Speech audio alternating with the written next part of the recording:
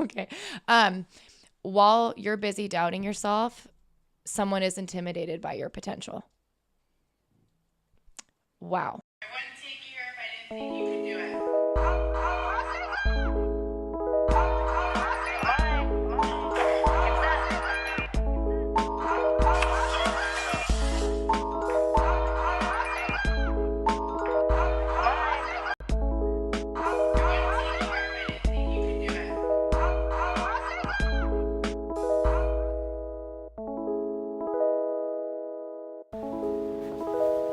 So you gotta speak really loud into the microphone.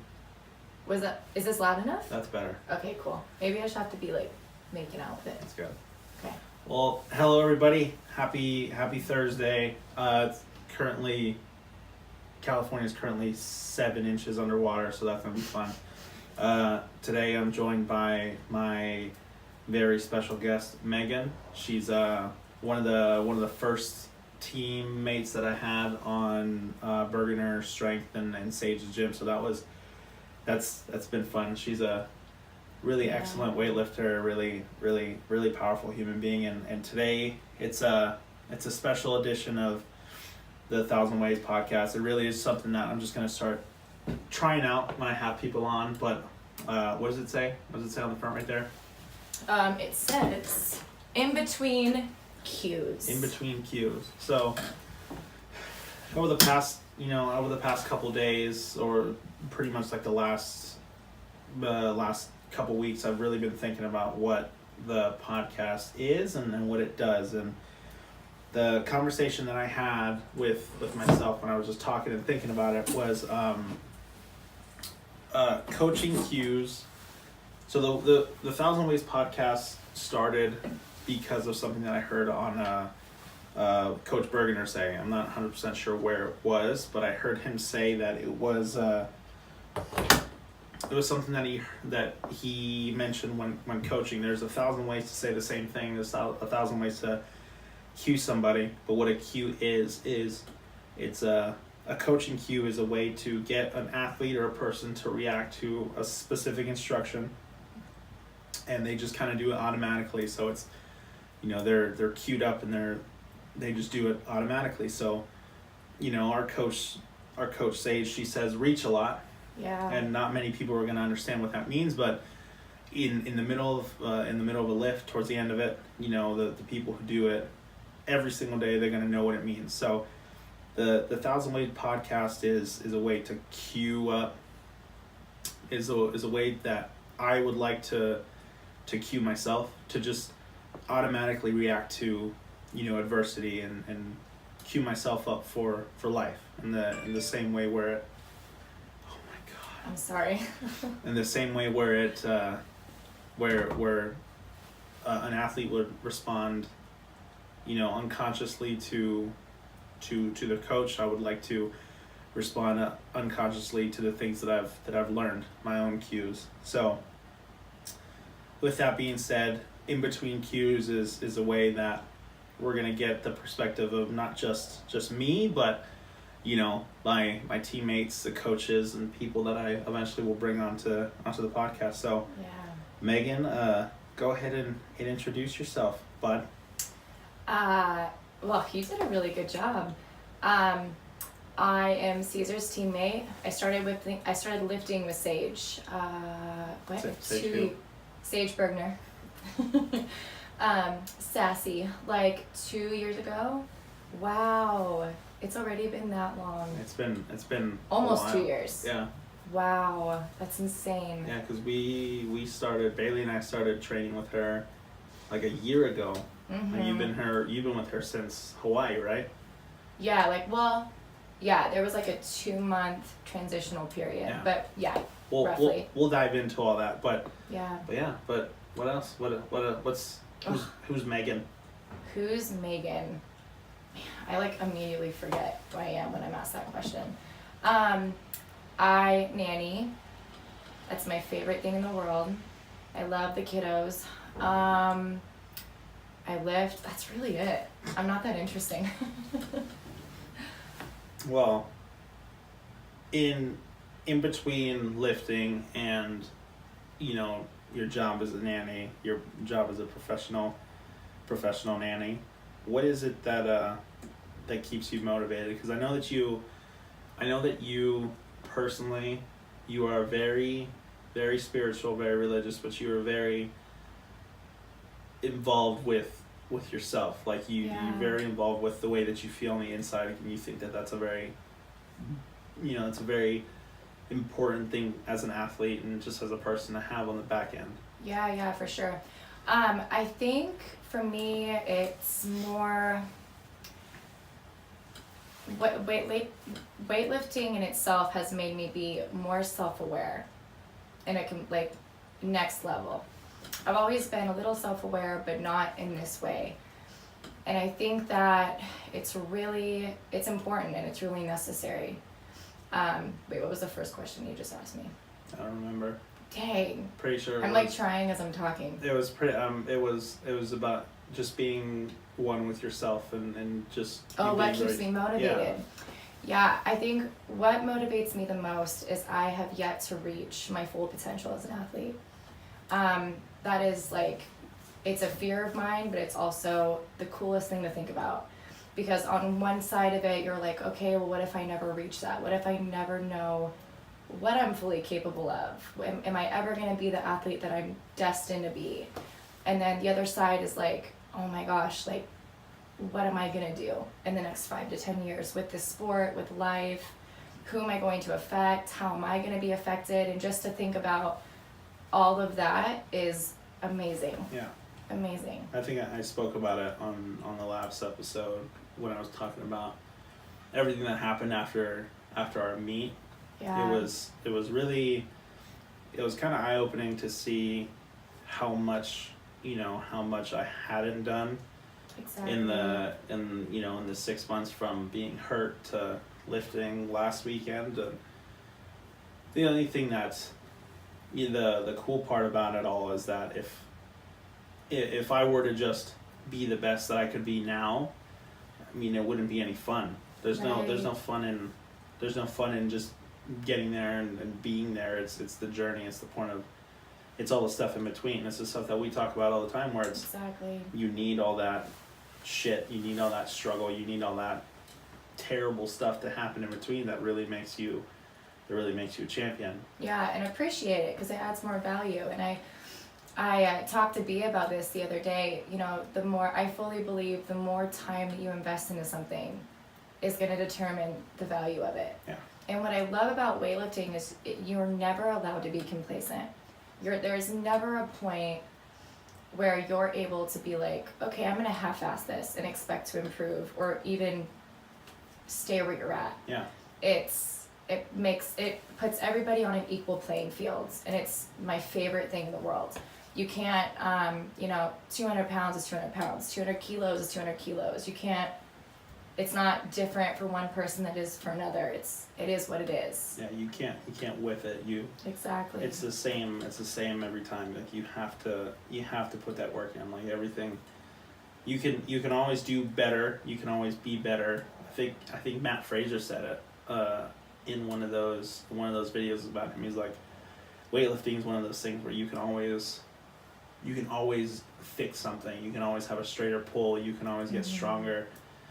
So it's everything you put into it. I mean, and that's with everything. I mean, can you honestly say that at the beginning of you being a nanny that you were good? No, my patience was not where it's at now. Yeah. And it's funny because people will tell me all the time, like, wow, you must have the patience of a saint. I'm like, it did not used to be this way. And I grew up in a household of very dominant alpha females, so we were not patient. And that was one thing that I kind of loved about it, because kids, you don't really have an option. You have to be patient with them. So it just... You could always shake them. I mean, you could, but then I'd be fired, then I wouldn't have enough money to do what I need to do, and that's a whole other issue. But yeah, so that's really cool. I mean, I think I saw it the other day where someone reached out to you and talked to you about patience, right? Because I know you, and I know how sometimes things can't I mean, it's not going to go well all the time. And one thing I admire about you is the fact that you are still resilient and so headstrong, and the fact that you just want to get better. But what was the thing that you wrote the other day on the, was it Fallbrook CrossFit? Did you write on their gym wall? No, I wrote it on a post, and then the woman who wrote to me was actually my first coach. Oh, okay. When I ever did CrossFit. Back when I did CrossFit, those were the days. She was the one who introduced me and did my fundamentals and everything, and she reached out, and at the time she was working for another gym owner, but since I've moved, she has opened her own box and is doing her own thing. But she reached out, and I guess every morning she'll write like a motivational message or something for her athletes, and she wrote me and sent me a picture of something that I wrote on a post that really resonated with her. So I thought that was super cool, and all I was talking about was kind of what we just touched base on. How, maybe you want me to read it? Yeah, just pull Let's it out. see. Okay. I wasn't ready, so give me a sec. That happens all the time. There's things that I'll try to get, like I'll try to remember, or I'll say something and then I'll remember it wrong, and then I have to double check. I know, and you're like, dang, I just messed it up. Okay, so, you ready? I said, patience is not a gift, but a hard-earned tool. Whatever it may be that's making you take a step back for a minute, remember, it's asking to be one of your most valuable projects. It's a prestigious priority. For every project will be an add-on to the life you're building for yourself. The more time and effort you invest into something, the more valuable it becomes. So I was really, my whole mission in weightlifting is, yes, to be resilient and to, reach that capability and be the best version of myself, but I want to be the example. Like, it has nothing to do with, wanting to be known or trying to go big on social media, get the most likes on social media. I could give a shit. It doesn't fucking matter. It really doesn't matter. What makes me happy is knowing that somebody looked at my journey or something that I said and it made them want to be better. And I didn't just talk about it, I showed them how that happens. Yeah. And that is so important to me. And that's something that I actually really love about our whole team. It's not, nowadays it's so easy to get wrapped up in social media. You see athletes, and we're guilty of it sometimes. It's not like it's not at all a thing for us, but athletes are so focused on putting as much weight on the bar, even if they're not moving it correctly, just to show the world how strong they are, just to get that extra boost of confidence from random strangers and, boom up their social media. And it's just it's not what it's about. And it's really counterproductive to what you're trying to do. Yeah. Like, at the end of the day, if you put, and this is something I still struggle with, but at the end of the day, if you put your definition of success in the hands of somebody else and let them determine, how good you are, or if you're really doing it, you're going to be super disappointed all the time because they don't get it. Yeah. Like, you never know. You never know what someone had to do to be where they're at or where they're going. Like, you just have no clue. Yeah. And so that's one thing that I love about our team is that's not what it's about.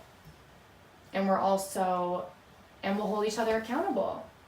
Like, I can wholeheartedly say that you and B, without a doubt, I know that if I was acting up and I was having an ego about something, or if I was losing sight of what was really important, I have no doubt, or Sage, obviously, one of you would snap my ass back into shape. Oh my god, that's Like, what so quick. That's what I live for. I know, sometimes it really I hope is. that you fuck up so I can just start yelling at you. I know, but what's great is, like, we take it. We don't get defensive. It's not like, what are you talking about? We're Yeah. very open-minded. Yeah, it's not like you say something and then it's like, whoa, like you don't get defensive. I think, and that's the good thing about camaraderie and the team is, especially with what we do.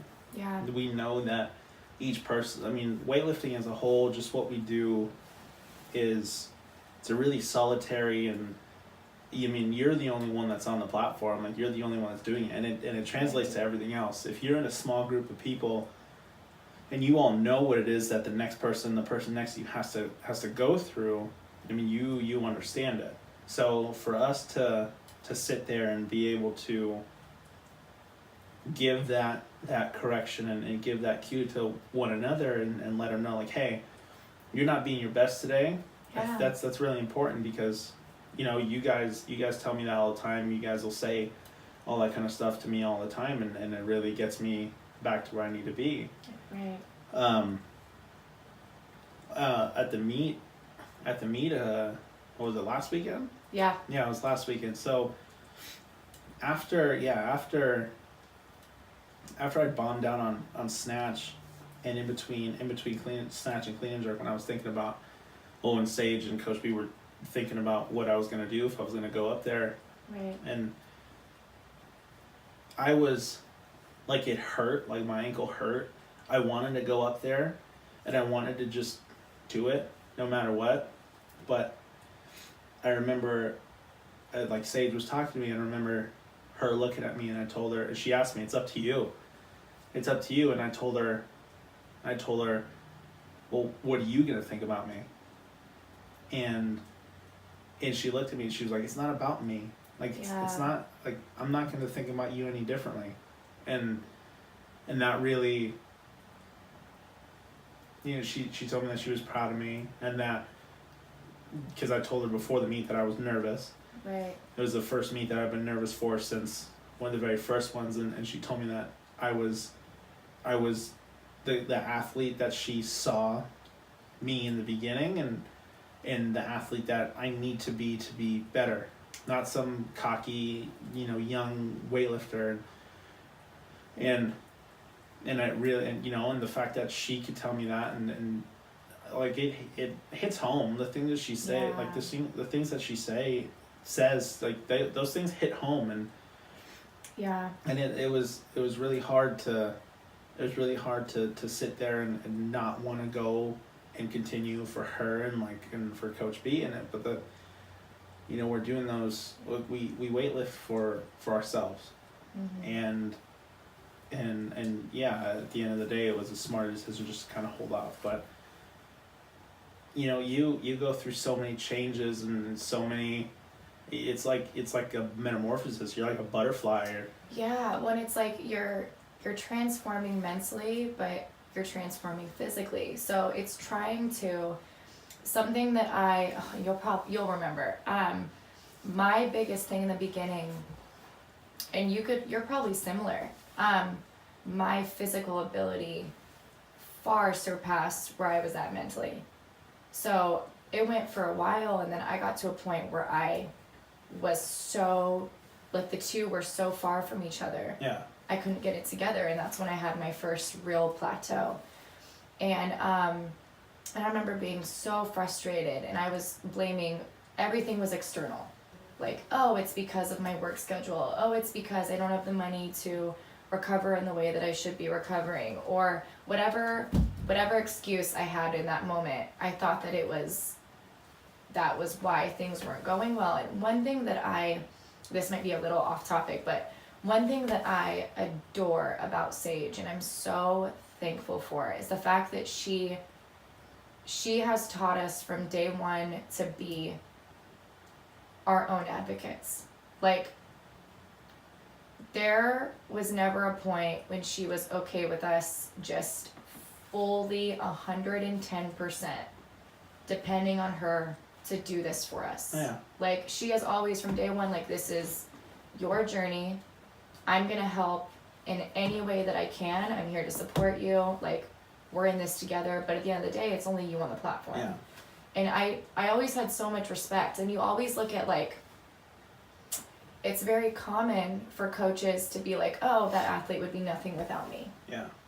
And, like, okay, that's probably true, but that also lets me know where you're at and how you view this whole journey and this whole process. Yeah. And if you have a conversation with Sage, for those who have never talked to Sage, she is so, like, that is just not how she thinks. She's very much about, us having accountability and taking ownership for our decisions and being wise athletes, knowing our bodies, know when to say no, knowing when to push. And obviously there's going to be times when she's like, no, you need to get back to the bar and do it again.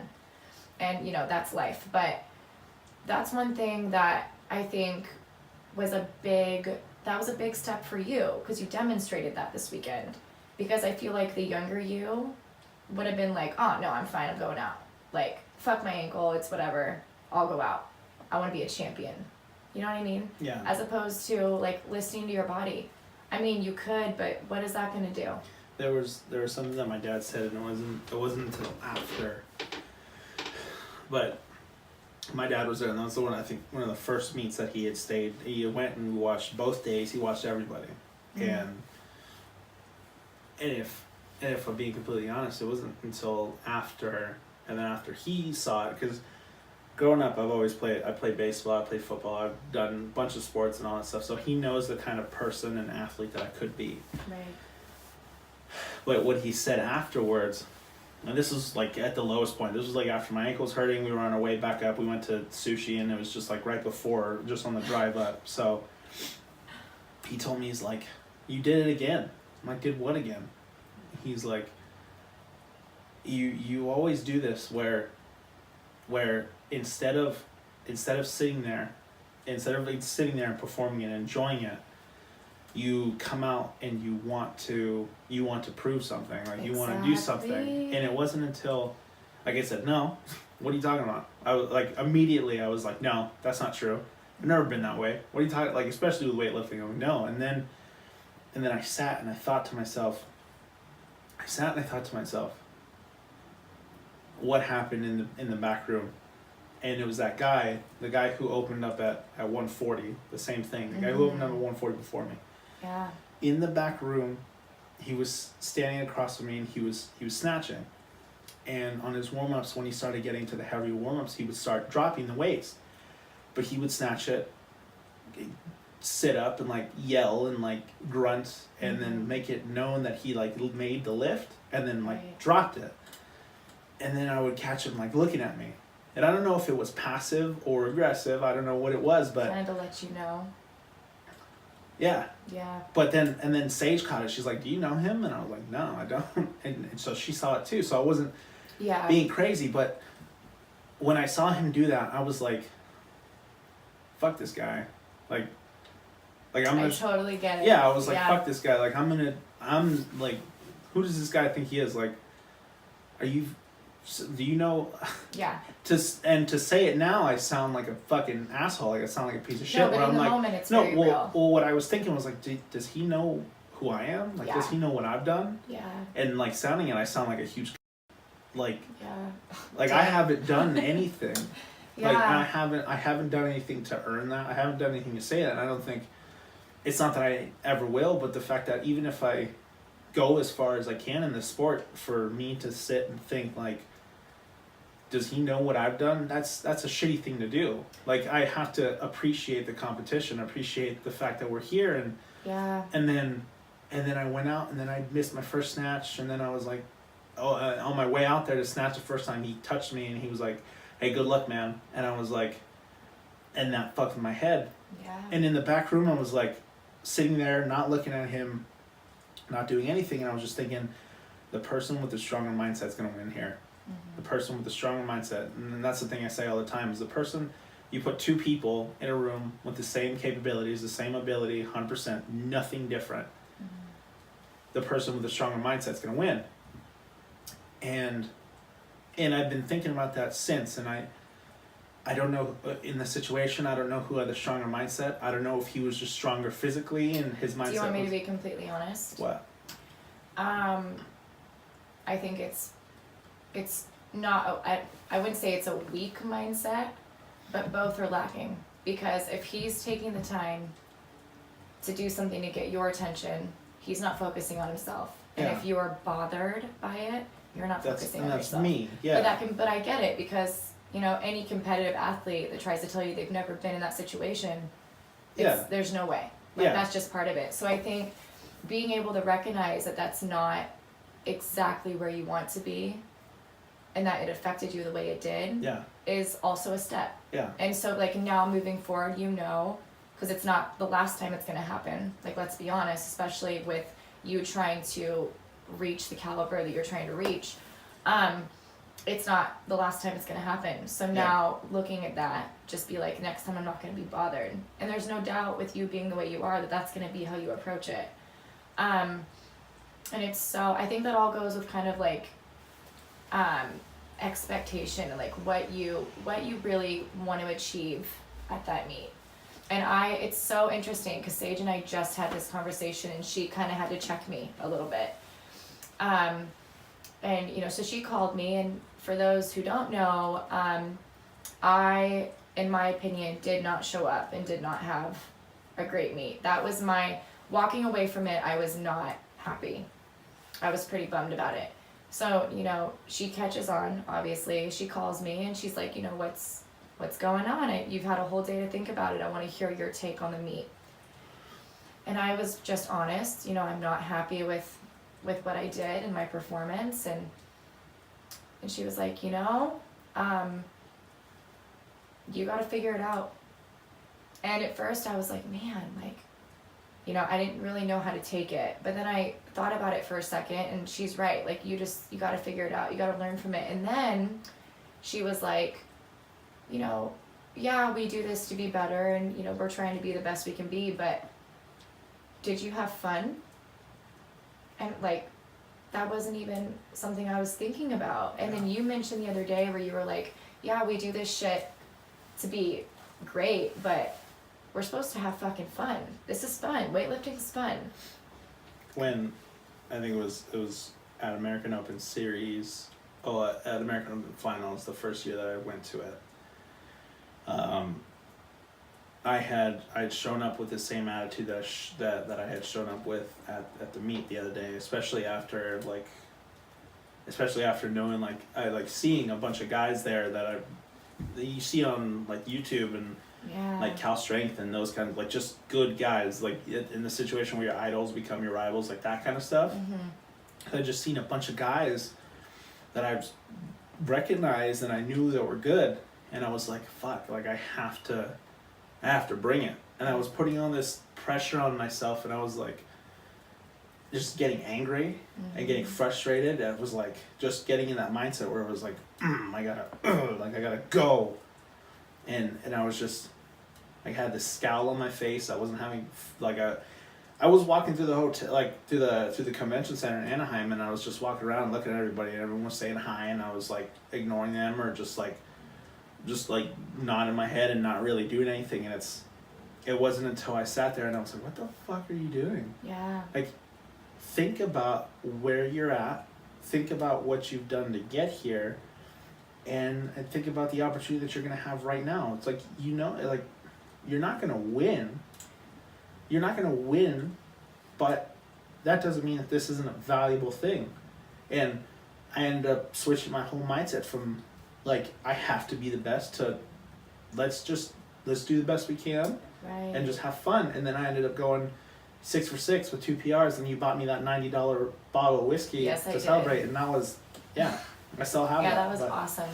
And that was something else that Sage kind of talked to me about. She was like, in case anybody doesn't understand, we really appreciate Sage and what she does. Yeah, we really do. This should just be called the 1,000 Ways to Say That We Love Sage podcast. I know, seriously. But she's a great coach and a great role model. But what you're saying? Well, something else she reminded me of. She was like, no one's making you do this. So, you can walk away whenever you want. And it wasn't mean. It wasn't, to tear me down, or it wasn't like that at all. It was just, you're choosing to do this. So it's another way to shake that victim mentality. And that's also something. She will never allow us to play victim. And it's something that I'm extremely grateful for. Because I would have, dude. Okay. So moving away from weightlifting, because I talk about that a lot. Mm-hmm. Well, that's our life. Yeah, but moving away from it, there's a lot more to life than that. But it's the lessons that we've learned from it. Right. What advice would you give to somebody in a situation where they, where similar situation, they had to go for a dream, they had to go for something that they wanted? What's something that you could tell somebody like that? Be kind to yourself. Be kind to yourself and be patient, because it's going to take a long time.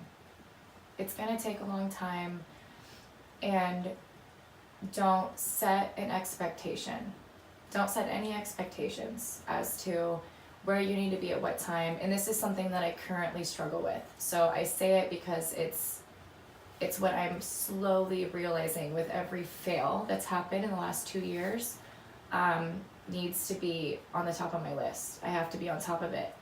Be kind to yourself. So what I mean by that is don't immediately think that if you're not where you want to be by a certain time, that it's just not meant for you. Or that maybe because you're a little bit more uncomfortable than you expected, it's because you're being redirected. Maybe, but not always. And I think nowadays we live in a society where everyone's looking for the quick fix. What can I do to be immediately effective? And that goes with diet, it goes with even some people relationships, it goes with, fitness, obviously, whatever it may be. People want easy, people want comfort. So at the end of the day, you have to accept it is going to be so uncomfortable. And it's going to make you be extremely self-aware.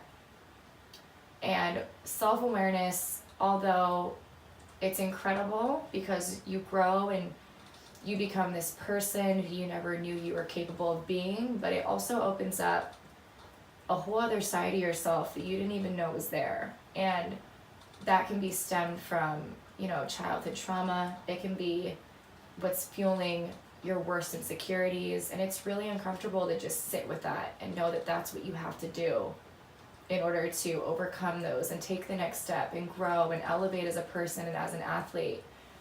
So I would say, just breathe and take your time and be resilient. I read a quote, I think I shared it with you guys. I read a quote like 6 months ago that a coach wrote. He was like, everybody thinks that weightlifting is a sport that is a race of strength. It's not a race of strength. It's who can have the most resilience. And that really sat well with me, because that really is what it's about. You're gonna get where you want to go if you put in 110% and you don't stop. And then some people will say, okay, so does that mean I'm gonna make a world team? It's not what I mean by that. What I mean by you're gonna be where you want to be is you're gonna elevate mentally in a way that you didn't even think was possible. So you're gonna quickly realize, and this is another thing that Sage tells us all the time, it's not about, the destination, it's about what happens along the way and what you learn and what you overcome and what exposes who you are and the type of strength that you have. So that's what I mean. You're gonna get that strength and you're gonna realize who you're meant to be. And it's worth it, but it's gonna take some time and it's gonna be really fucking uncomfortable. So I'm gonna go ahead and ask you the same question. What advice would you give a weightlifter who's set a goal for themselves, who's just starting out, who doesn't know how this goes, who's scared, excited, maybe has a bit of an ego, maybe not? Regardless, what would you say to that lifter? It's not just for a weightlifter, but it's more of for everybody. Anybody who has a goal that they want to achieve. Everything, life is hard. there are many factors as to why things can't happen. It's much easier to quit than it is to keep going. Yeah. It is. And if you want to be the person that sits there and quits and doesn't want to push a little bit harder, doesn't want to take that next step and fight and be comfortable with being uncomfortable and work, then that's fine. But you can't get mad at anybody else who's doing more than you. Right. You can't get mad at the person who doesn't quit at the first sign of trouble, or doesn't quit at the fact that stuff doesn't go their way. If you're, and it's one of the sayings that I like a lot. It's, if you're gonna do something, if you're gonna do it, go all the way. Yeah. There's no reason to stop. What else are you gonna be doing? There are so many things in life that are temporary, and that'll go away, that just won't be here in a couple years. But the thing that's gonna stick with you are those decisions and those decisions and the regrets and stuff that you didn't take the chance on. Like I'm 21 years old. I'm gonna turn 22 this year, and I have those regrets. And you know, there's people out there who are like, shut the fuck up, kid. Like, what regrets do you have? And I'm like, I do. There's things that, you know, I regret not doing this a lot sooner, but I'm doing it now. I regret not stopping to play, like stopping football and with all my injuries and stuff, not stopping sooner, and perhaps picking the sport up sooner. Like, I would be a completely different person. I regret, I regret a lot of how hard I worked in high school and a lot of stuff, and I'm sure a lot of people do too. But those things are gonna live with me, but they don't define you. So if you are gonna do something, you have to go all the way with it. And yeah. Just you have to think to yourself. Sometimes you gotta be mad with yourself. What else are you gonna be doing? Yeah. Why aren't you waking up early? Exactly. Why aren't you waking up at 5? You're gonna sleep in until 6 or 7 or 8. What are you gonna do with those the 2 or 3 worthless hours in the morning? Right. Why aren't you gonna make your lunch in the morning? Right. It's refusing. You look at weightlifting, and yeah, you're right. What you said earlier, it's only part of it. Part of being the best version of yourself is applying that to every aspect of your life. It could go to, work, or even just your communication skills, or, going to bed by a certain time every night so you get a full night's sleep. Yeah. Like little things like that people don't think about. It starts with that, and then you create little habits that affect other things in your life. Well, that's what I don't know if you listen to the last podcast. That we talked about the compound theory. Oh no, that was 2 podcasts. That was the second episode. We talked about the compound theory, which was what Abdul and I spoke about. Abdul. Yeah. He's a cool guy. What's up, guy? But it's imagining your life imagine looking at a boat sideways. And there's one patch of sea that's going on, just going straight. If you make a positive decision, you're going upwards. If you're going upwards 1 degree, if you're going negative, you're going 1 degree south. Now, in the first 6 months to a year, that 1 degree of change every single day, it's not going to show up too much. But over the course of years, and years and time, you're going to end up in a completely different position. Either way, though, you can do one positive thing every single day, or one negative thing every single day, or the scariest one was not doing anything and just moving forward.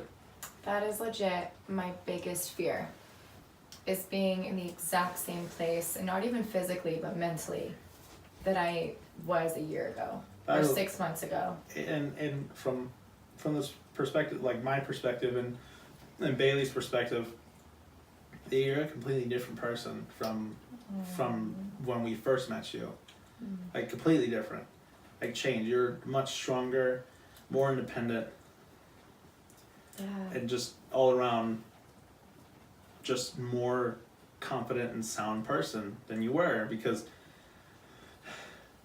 I mean, you're still doing that little foot wiggle before you lift for like 45 seconds. I do it. Literally 45 seconds. But before it used to be a lot longer. Like there's some days, and it's just somewhere. Sometimes I can tell that you're not feeling it and that you're not really putting your all to it. But those are few and far between, as opposed to what it was a long time ago. Yeah, I agree. Where that was like every single day. It really was. I went through, that was like a 4-month period, and it was ego. 100% ego. I progressed so quickly in that first like 8 months that I thought, man, like, I am the shit. And it got to a point where, you know, because weightlifting is the humbling sport that it is, you can only go so far. So far, so fast. Yes, and I was PRing like every single weekend. Yeah. I was like, for what? Like 4 months? Yeah. It was only about like a kilo, but still. Every single weekend I would PR. And I was like, all right, cool. I'm going to go to nationals next year. I'm going to go to AO finals next year. And I was never rude, but I didn't realize in that moment how toxic I was to myself. And I got to a point where, you know, things were so far in from, and my head was so far behind where I physically was. I no longer could lift the weight that I was lifting, and I stopped. And for 4 months, I would cry after every single session, which sounds super dramatic, and it really is, but it happened. I've cried after a session or two. I can admit that. Only 2. That's like okay. A session or two. Yeah, you know, it's okay. I cried like yesterday. It's not even a big deal. No, I would, and I blamed everything around me. And nothing was changing, and there's nothing Sage could have done. And she did what she could. She was very involved. She checked in with me. My teammates, we have the most supportive group of individuals. There was no better group to let me go through that. And it wasn't until that I had some accountability and I realized it was all in my control that I saw a change. And that really was what it was. You just gotta put your big girl pants on and just accept it. And then literally in like a week, everything took a 180. But I also that wouldn't have happened if I wouldn't have gone through that 4-month period. Yeah. So I'm super grateful that happened. And I would do it again. I would go through it again. The biggest part of what I'm trying to accomplish here with all this is the fact that, you know, I'm in no way am I trying to tell somebody what they want to hear to motivate them, because motivation doesn't work. It's temporary. Yeah, and inspiration and that kind of stuff doesn't work. It's complete bullshit. It isn't until you start looking inward and wanting to make the change on the inside that things start happening. Mm-hmm. And if that's my doing, or if that's someone's doing, where it's like, hey, he can do it, so can I. Right. She can do it, so can I. That's what this is. So the fact that everything is just internal. Yeah. All of it is just wanting to, and it doesn't matter how long it takes. It doesn't matter how long it takes. It doesn't matter if, oh my gosh, the most important thing is it doesn't matter if you do it more than once. If you try to get your life back on track more than one time, if you start, you stop, you start, you quit, you start, you can't do it, something comes up, the fact that you're trying is much better than not. So right. Looking inwards as opposed to outwards, and evaluating the things that you really need to evaluate, those are the things that are important. Like in no way am I trying to make people do stuff. Well, and it's not fair. Yeah. It's not fair. And it's a huge pet peeve of mine. For some people on social media, they will only post their makes. And they'll talk about, you know, how great lifting's going, and that's all they'll post about. So you have these people that are inspired, who watch and they're like, man, I really want to try this out. Or it could even make them want to try something else, but whatever it is, they want to try. And they try it and they quickly realize, oh, this isn't what I thought it was. This is really uncomfortable. This is something I'm unfamiliar with, and immediately shy away from it. Or they think, this isn't for me. I chose the wrong path for myself. And it's so false. It's complete bullshit. We're mainly talking about weightlifting, so I'll keep it there. But weightlifting is really hard. It's really hard. The payout is pretty non-existent. It's not, you're not going to have stability. I mean, you're not going to be, it's not like, you're not looking at like NFL. You're not even looking at like hockey numbers. Yeah, there's no stability. Mm-mm. There's no guarantee that you're going to reach where you want to be. The spots are limited. There's a lot of people going for the same, spots. And that's why your focus has to be different. It can't be so fixated. If you didn't have something that you were going towards, and the same thing applies to everybody. It's, if you want to start your own podcast, if you want to start your own blog, if you want to be an artist, if you want to do why not? Yeah, well, yeah, it goes equally. Like, you could not make it. It could go nowhere. But what if you do? We're all on an equal level playing field. And that's another thing, is people will think like, they're more financially stable. They have more time in their schedule. They're able to recover better. Oh, look at what, where they're able to train. It doesn't matter. Make it happen. Make do with what you have. Do the best with what you have. Exactly. And another quote that I read, while you're busy doubting your ability, someone else is intimidated by your someone else is intimidated by your potential. Wow, that took way longer than it should have. Say it again. Okay. Okay. While you're busy doubting yourself, someone is intimidated by your potential. Wow. And a lot of times, I've never heard that before, and that's yeah, that's good, right? And that goes for all my mental athletes. I'm a mental athlete. I tend to overthink everything that I do. Praise Sassy for her patience, because I would want to shoot me. But I think people in general, with whatever it is that they care about, they're always going to be hypercritical. Mm-hmm. If you're not hypercritical as an artist, if you're not hypercritical as an artist, as a director, as a writer, as an athlete, as a boss, even it doesn't matter. You're gonna doubt what it is that you do anyway, but you have to be confident in your ability. You have to be able to trust yourself, and I'll definitely touch on that and touch on trusting yourself, and that's going to be part of my Arnold 6 Rules for Life episode that's coming out soon. But that one's going to be, but trust yourself is one of his rules. And if you don't trust yourself and your ability to somehow succeed, regardless of being able to make those mistakes or making mistakes, anyone else can tell you that you can't do something. Not listening to somebody else tell you, hey, you can't, you're not going to make it. You're not going to make it. That's easy. Exactly. But when it starts getting into your head and you start telling yourself that's when you're kind of fucked. But when you start trusting yourself, and regardless, and you learn from your mistakes, you learn from the things that you have to learn from, and look inward as opposed to outward, and that's when things start happening. Yeah, it's all mindset and perspective. And one other thing is, if you're busy talking about it, or if you're busy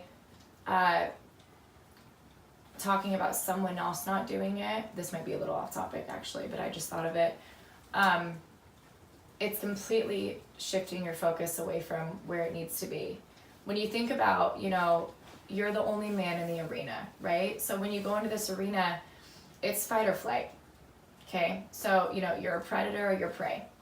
It's very simple. You don't have time to look around and talk about other people in the arena because their motive is to kill you, is to take you out. You have to survive, and you have to do the same. So the people who have time to talk about other people are not in the arena. They're watching. And that's something I personally try to be very aware of with myself. You know, if you're busy talking about what you want to do, or the other people that are trying to do, you know, what they're doing in their life and criticizing them, or naming all the reasons why they're not going to do it, you're not in the arena. You're watching. So you're not doing anything. And that was pretty powerful for me. But it all comes down to mindset. It's all mindset. It's understanding that it's so much bigger than just you. It's so much bigger.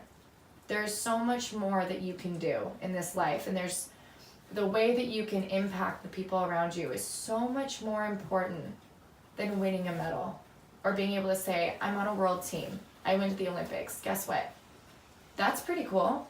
And don't get me wrong, like, mad respect, and like at the end of the day, that's incredible and that's your journey, and I would never discredit someone who reaches that caliber.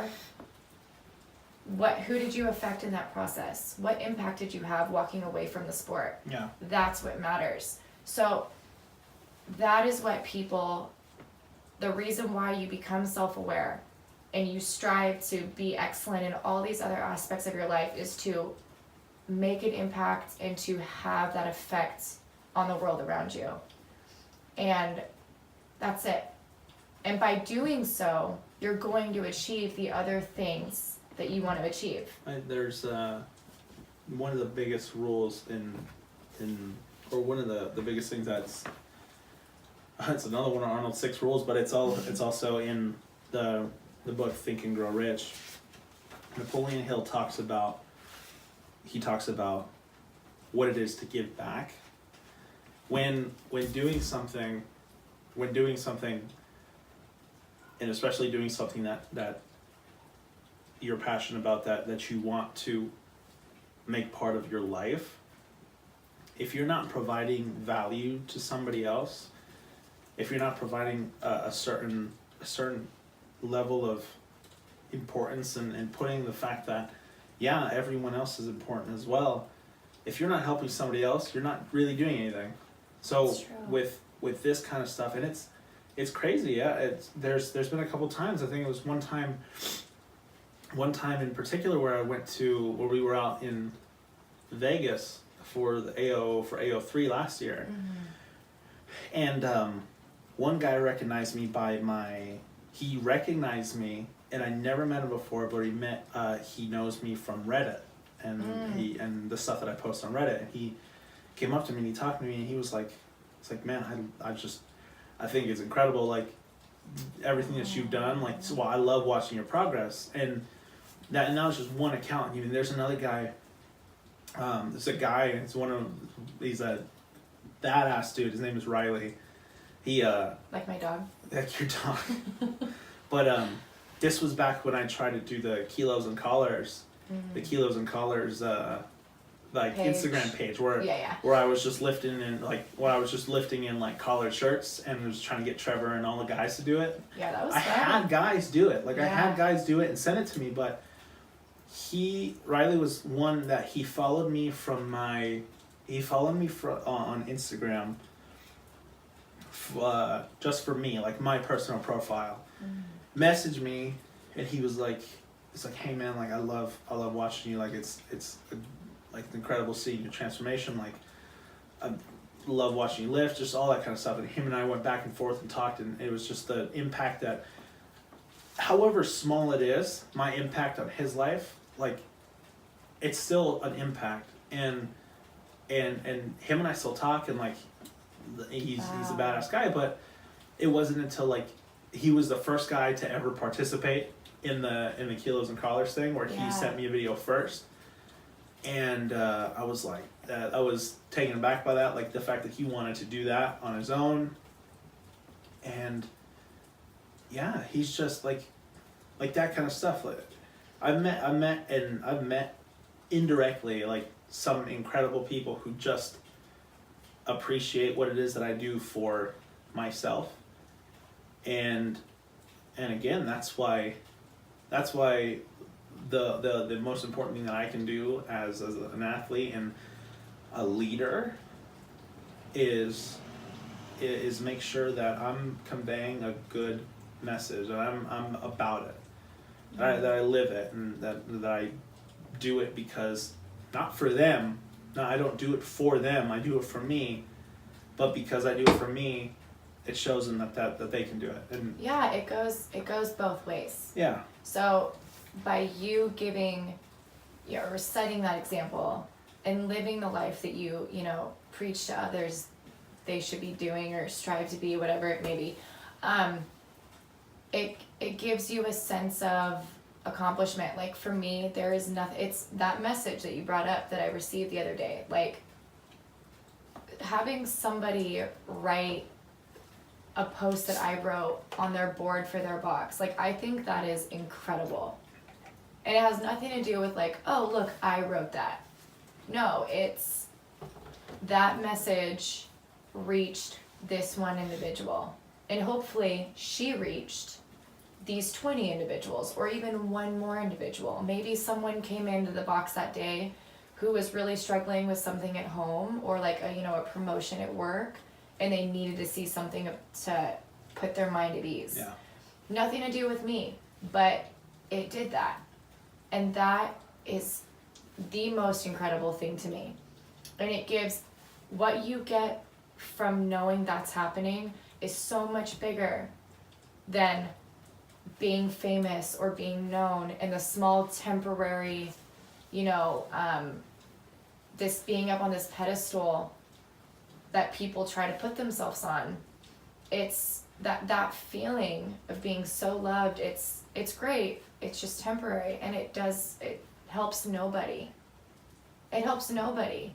And the people who put you up there, you're giving them power to determine where you're at and what you're doing. I hear it too. That's so weird. And what you're doing with your life. And nobody gets that power but yourself. So the give and the take is so important. And it teaches us a lot as athletes too. Like, I think that's crazy humbling. The fact that somebody reached out to you is letting you know, I'm keeping an eye on you. I see what you're doing. I'm watching your progress. I'm watching how you approach your failures. I'm watching your perspective on, when life doesn't go right for you. And I want to be like you, or I'm inspired by it. So it puts a little bit of responsibility on your shoulders, but it's in the best way. Yeah, I have to be accountable for my actions. Right. Because you can't teach accountability if that's not how you live. Like, that's crazy. So as we draw to a close here, because we're coming close to an hour now. Dang. What is a cue? What is a cue that Megan Ballard can give to whoever needs it? Because it's not for everybody. Right. It's for that one person. Because that one person makes a difference. Yeah. Sage actually told me this one. That's a Sage cue, and it's not a Megan cue. Oh wait. What's a cue hold on, I'm that confused. Megan can give to that one person? That one person listening that needs something. What would you tell a person that's just like you? What cue would you give to yourself? You already have everything that you need. Is that right? Yeah. Yeah, that's okay. I'm totally okay. So Sage totally told me that, but it's so true. Like that, I really would say that is my thing, because it's true. You are already given everything that you're meant to have. You have it. Just because you lose your way doesn't mean that your calling changes. It doesn't mean that your destiny is no longer your destiny. It's gonna happen. It's just not gonna be the way that you think it should be, or it's not gonna be on your timeline, and you have to be okay with that. But regardless of what's happening and the chaos and the confusion and the discomfort and being unfamiliar, whatever it may be that's stumping you a little bit, just remember, you already have what you need. There is nothing external that is going to make it or break it for you. You have it all already. And it's that simple. All right. Okay. That's excellent. That really works. And that gets, like I said, that one person, the one person who needs it, or everybody who could take it and chew on it and digest it. That's all this is about. Mm-hmm. So Love it. So we thank you, Megan. Tell the people where they can find you, what they can find you on if they want to get a little bit more of Megan. Okay, well, I have an Instagram, and it's I had a Twitter, deleted that, but my Instagram name is Megan, Megann, Christine, Kristine. I was totally going to say yahoo.com. That's literally my email. Well, now they can email you too. Now you can email me. That's it. Where, Facebook's way too boring. Where can people find you on a platform next? Vegas, University Nationals, U25s. Okay. All right. And then I'm competing at that same one. Yeah. Okay, so thank you everybody. Stay dry out there. It's supposed to rain until, what I heard was until next Wednesday.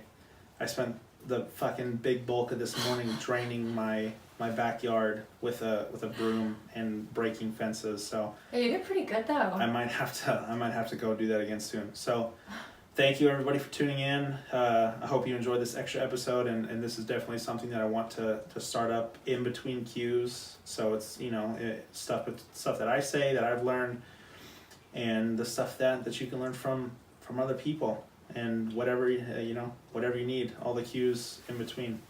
So I appreciate it. Thank you for listening, and we'll see you on the next episode that should be released. I want to get it out on Tuesdays and Thursday or Friday. I don't know about that second day, but there's gonna be 2 episodes a week. So thank you, and have a great day. Bye. Bye.